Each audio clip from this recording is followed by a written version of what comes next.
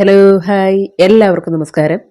ഇന്ന് നമുക്ക് പ്രായഭേദമന്യേ എല്ലാവർക്കും ഉപയോഗിക്കാൻ പറ്റുന്ന നല്ലൊരു ചവനപ്രാശം ലേഹ്യത്തിൻ്റെ റെസിപ്പി ഒന്ന് നോക്കാം. അപ്പോൾ അതിനായിട്ട് നമുക്ക് വേണ്ട മെയിൻ ഇൻഗ്രീഡിയൻ്റ് എന്ന് പറയുന്നത് നെല്ലിക്കയാണ്. ഇവിടെ നമ്മൾ 800 ഗ്രാം, ഉദ്ദേശം 800 ഗ്രാമോളം നെല്ലിക്ക എടുത്തിട്ടുണ്ട്. ഇത് ആദ്യം ഒന്ന് ആവിച്ചെടുക്കാം, അല്ലെങ്കിൽ നമുക്കതൊന്ന് പുഴുങ്ങിയെടുക്കാം. അപ്പോൾ അതിനായിട്ട് നമ്മളിവിടെ ഒരു ഇഡ്ഡലി പാത്രം അടുപ്പത്തേക്ക് വെച്ചിട്ട് സ്റ്റീമർ വെച്ച് ഈ ഒരു നെല്ലിക്ക ഇട്ട് കൊടുത്തിട്ടുണ്ട്. ശേഷം ഒരു 15 മിനിറ്റോളം നമുക്കിതൊന്ന് നന്നായിട്ടൊന്ന് പുഴുങ്ങിയെടുക്കാം. ആ ഒരു 15 മിനിറ്റ് സമയം കഴിഞ്ഞതിന് ശേഷം ഒന്ന് നോക്കിക്കഴിഞ്ഞാൽ തന്നെ അറിയാം, നെല്ലിക്കയെല്ലാം നല്ലതുപോലെ ഇതുപോലെ നന്നായിട്ടൊന്ന് വെടിച്ച് വരുമ്പോഴേക്കും നമുക്കത് അടുപ്പിൽ നിന്ന് എടുത്ത് മാറ്റിയിട്ട് ചൂട് കംപ്ലീറ്റ് ആയിട്ട് മാറി വരുന്ന സമയത്ത് അതിനുള്ളിലെ ആ വിത്തെല്ലാം എടുത്ത് കളഞ്ഞിട്ട് മാറ്റി വയ്ക്കാം. അപ്പോൾ ഇത്രയൊന്ന് ചെയ്ത് കഴിഞ്ഞാൽ ഇനി അടുത്തതായിട്ട് നമുക്ക് ഇതിലേക്ക് ചേർക്കാൻ ആവശ്യമായ കുറച്ച് സ്പൈസസ് ഒക്കെ ഒന്ന് വറുത്തെടുക്കേണ്ടതായിട്ടുണ്ട്.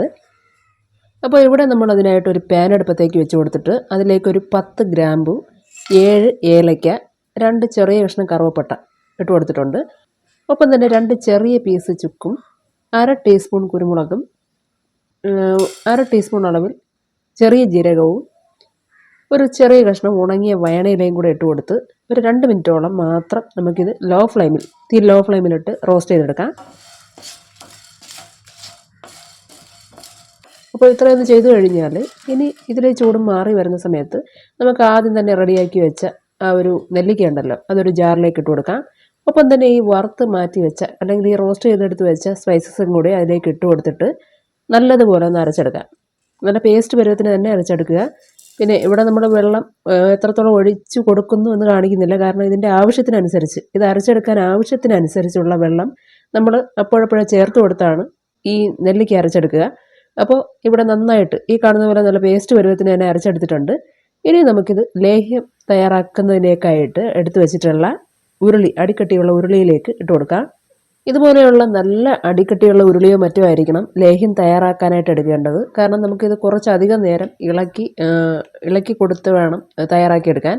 അതുകൊണ്ട് തന്നെ അടുക്കി പിടിക്കാത്ത തരത്തിലുള്ള അടിക്കട്ടിയുള്ള ഉരുളി തന്നെയായിരിക്കണം എടുക്കാൻ.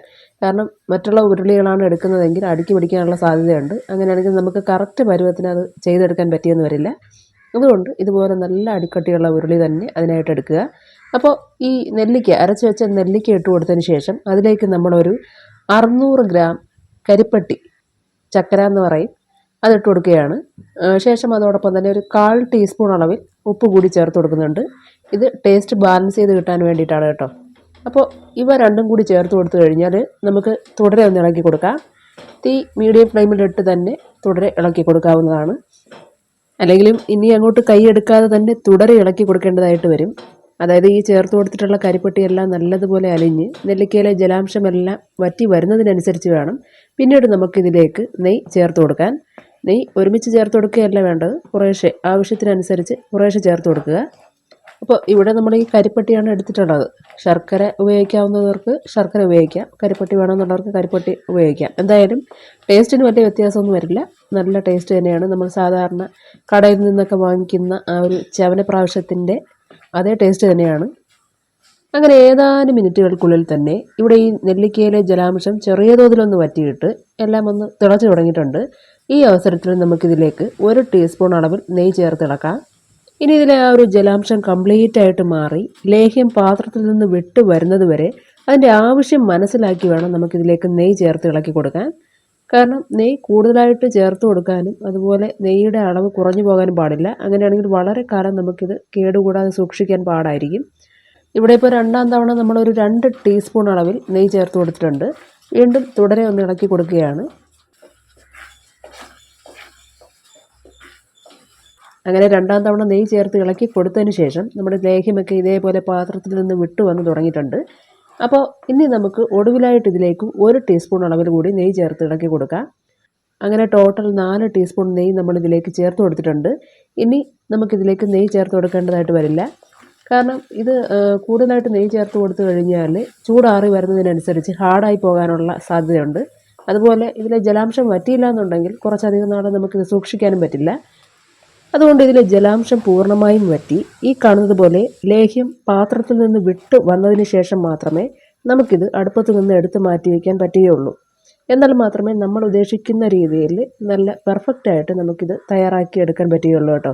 ഇവിടെ ഇപ്പോൾ കറക്റ്റ് പരുവത്തിന് തന്നെ നമ്മൾ ഈ ലേഹ്യം തയ്യാറാക്കി എടുത്തു കഴിഞ്ഞു. ഇനി ഇതിലെ ചൂട് കംപ്ലീറ്റ് ആയിട്ട് മാറിയതിന് ശേഷം നല്ല വൃത്തിയുള്ള ഈർപ്പം ഒട്ടും തന്നെ ഇല്ലാത്ത ഒരു ഗ്ലാസ് ജാറിലേക്ക് നമുക്കിത് മാറ്റാം. പിന്നെ ഈ ലേഹ്യം എടുക്കാനായിട്ട് ഉപയോഗിക്കുന്ന സ്പൂൺ ഉണ്ടല്ലോ, അതിലൊട്ടും തന്നെ ഈർപ്പം പാടില്ല. അങ്ങനെയാണെങ്കിൽ ലേഹ്യം വളരെ പെട്ടെന്ന് കേടായി പോകും. അപ്പോൾ ഇവിടെ ഈ ഇട്ട് വയ്ക്കാൻ ഉപയോഗിക്കുന്ന കുപ്പിയായാലും എടുക്കാൻ ഉപയോഗിക്കുന്ന സ്പൂണായാലും ഈർപ്പമില്ലാത്തതാണെങ്കിൽ 2 ആഴ്ചയോളം തന്നെ നമുക്കിത് കേടുകൂടാതെ ഉപയോഗിക്കാം. അപ്പോൾ ഇത്രയേ ഉള്ളൂ ഇന്നത്തെ വീഡിയോ. അപ്പോൾ അതുപോലെ നിങ്ങൾക്ക് എല്ലാവർക്കും ഇഷ്ടമായിട്ടുണ്ടെങ്കിൽ ലൈക്ക് ചെയ്തേക്കുക. നന്ദി, നമസ്കാരം.